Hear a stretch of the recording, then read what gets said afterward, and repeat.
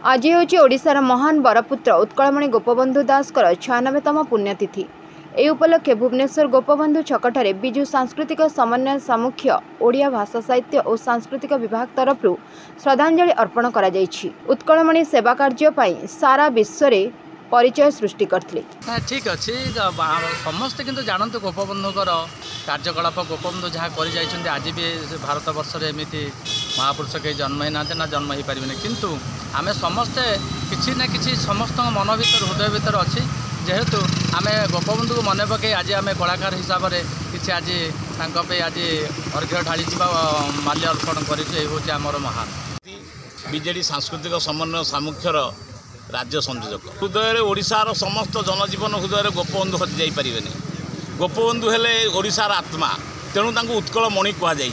उत्कल आज ओडिशार परिणत होती आज से ओडिशार मणि कहले अत्युक्ति हे ना। ये कथाटा चारिआड संचरित होती मनीषर प्राणु व्यापी परोपकार करवा एवं जीवन को जितेबाला मनीष जो दुखी दुखी दरिद्र मान सेवा कर जो बाट से देखते से बाटर आज सारा ओडिया जाति चली ओडियार प्राण से आड़े धावमान हो तेणु आज किए फुलमाड़े देला किए फुलमाड़े नदेला से बड़ कथा नुह। बड़ कथा है ओडिया जाति प्राण में ये जो प्रकार मार्मिक वेदना रही मार्मिक अभिव्यक्ति रही तार परिस्फुटन होता आगामी दिन में आहरी जोर हम सती युवक प्राण में ओडिया युवक मान प्राण में गोपबंधु दास अच्छा रे युवजाति ओडिया जाति प्राण में गोपबंधु दास केवे लिखे नहीं। भारत रत्न गोपबंधु दास बड़ कथा नुहे। बड़ कथा है गोपबंधु दास जो कार्यक्रम कर भारत वर्ष वितरण करवा।